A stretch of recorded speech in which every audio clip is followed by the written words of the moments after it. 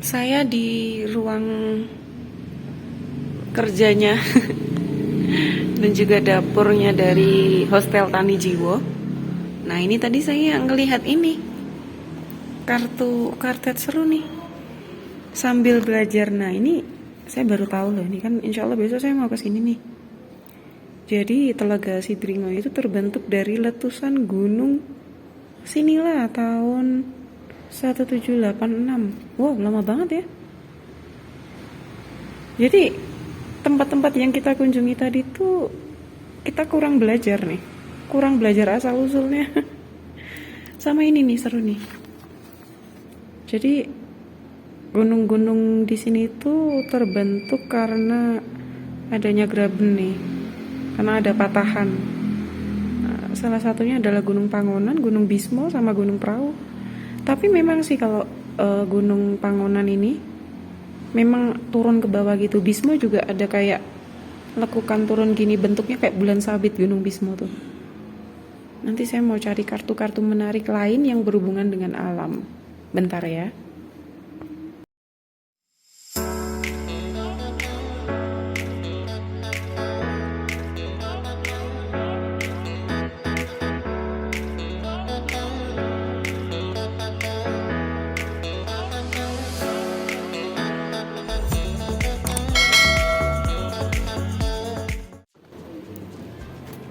Di setiap kartu ini ada kategori-kategorinya. Ini sudah saya kategorikan. Ada gaple. Saya kategorikan hal-hal yang menurut saya menarik di kawasan Dieng ini. Mana yang mau kita bahas dulu ya? Nih, kawah. Jadi di sini memang ada kawah Chandra di Muka. Ini ke arah Telaga Sidringo. Jadi kenapa namanya Chandra di Muka? Saya sempat tanya sama kakak saya. Chandra di Muka itu adalah tempat berlatihnya para wayang. Tuh. Penyucian kalau di sini namanya. Kemudian Kawah Sikidang yang masih aktif dan terbesar di Dieng. Kawah Sikendang ini ada di Telaga Warna di paling ujung. Tulisannya sih di sebelah mana nih? Selatan ya. Ya, sebelah selatan. Saya sempat ke sana tadi. Kawah Sileri, salah satu kawah yang memberikan cerita tragis karena banyak korban yang meninggal karena tragedi kawah ini. Ke sana ke arah Kawah Sileri, ke arah Tol Kayangan juga. Nah, di pertigaan ini ada tugu data bencana alam Dieng. Dari tahun 1776 sampai 1985. Dimana ini semua lokasinya Kawah Sileri semua. Kebanyakan. Gunung Batu. Kawah Sikidang juga ada. Gunung Batok. Sekarang barangkali sudah nggak ada ya. Berupa letusan, kemudian longsor, gempa bumi. Semoga nggak ada tragedi lagi ya setelah ini. Namun memang salah satu potensi bencana di daerah Dieng ini selain tanah longsor, kemudian dulunya sih memang ada letusan ya, tapi sekarang adalah gas beracun juga. Terakhir kalau nggak salah tuh Kawah Sileri juga banyak memakan korban karena terkena gas beracun. Kemudian telaga, seru banget nih. Telaga Warna seperti yang sudah saya ceritakan di awal di video yang sebelumnya. Kenapa namanya Telaga Warna? Karena memang telaga ini mengandung sulfur, di mana sulfur itu kalau terkena matahari warnanya bisa berubah-berubah kayak gitu. Terus Telaga Cebong berada di kaki Bukit Sikunir. Ini merupakan danau vulkanik terbentuk dari letusan Gunung Purba. Terus ini Telaga Menjer, kalau saya nggak salah letaknya dekat dengan Gunung Bismo.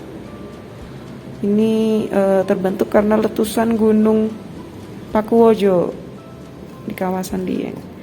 Nah ini nih my favorite place, terbentuk karena letusan Gunung Sinila. Lama ya. Gunung-gunung tadi juga udah saya sebutkan. Kemudian salah satu serangga, tadi kayaknya saya sempat ketemu ini, cuma kok warnanya ini ya. Di sini warnanya kuning ya. Tadi ada ketemu warna ungu, cuma saya nggak memperhatikan. Saya bagian luarnya tuh ada kuningnya apa enggak. Ini kan bagian dalamnya keunguan. Kemudian capung di sini memang beda sih dari capung-capung di Jogja yang biasa saya lihat. Nah, kentang di Dieng itu terkenal dengan kentang merahnya. Kenapa namanya kentang merah? Bukan dalamnya yang merah, tapi kulitnya yang warna merah. Biasanya dipakai untuk mereka yang membutuhkan, maksudnya gimana ya, untuk obat kolesterol, diabetes kayak gitu. Nah, ini nggak asing lagi ya, carica. Harus makan sih, tapi saya kurang doyan sama carica. Saya belum pernah makan ini nih, kacang babi. Kayak mana ya? Sama ini terong kalau nggak salah. Nah, terong Belanda di sini banyak banget di budidaya. Kalau hiking ke perahu banyak sekali melihat tanaman ini. Nah, kamu harus makan ini kalau di Dieng. Tempe kemul. Tadi saya makan 4-5 ribu, kenyang banget. Ini nggak tahu nih. Lung waluh. Belum pernah makan, dan ini juga belum pernah makan. Kayak mana tuh? Sambal cabai Dieng, padahal cabai Dieng tuh yang bulat-bulat terkenal pedes. Rese bakar. Ini candi-candi. Candi Setiaki masuknya gratis kalau kamu tahu lokasinya. Masuk sini nggak bayar Setiaki. Kemudian kalau lurus terus nanti tembus ke kompleks Candi Arjuna. Nah, kalau kompleks Candi Arjuna tuh bayar tuh. Tiketnya jadi satu dengan Kawah Sikidang. Nah, Candi Dwarawati ini apakah lokasinya berada di ini ya? Karena ada base camp perahu namanya Dwarawati. Apakah lokasi candinya di situ ya? Saya juga belum pernah ke situ sih. Candi Bima. Kemudian, nah, ini yang menarik. Barangkali tarian-tarian dan ruatan-ruatan ini, tradisi ritus ini dilaksanakan ketika Dieng Culture Festival. Salah satunya adalah ruatan cukur rambut gimbal atau gembel. Tari-tarian. Saya belum pernah ke Dieng waktu bulan Agustus nih. Buat kamu yang udah pernah, tolong cerita ya. Penasaran juga. Nah, kalau nggak salah di sekitar bulan Agustus itu juga ada fenomena alam namanya ini, ini embun es. Saya juga belum pernah ke Dieng waktu fenomena ini. Kata penduduk lokal, mereka aja kedinginan, apalagi kita yang bukan penduduk lokal ya. Penasaran juga sama Milky Way-nya. Bisa dilihat dari gunung, apa itu namanya? Gunung Perahu juga. Memasuki musim kemarau kelihatan. Kalau di Bromo salah satunya ini menjadi wisata yang dijual untuk melihat Milky Way. Nah, sebenarnya ini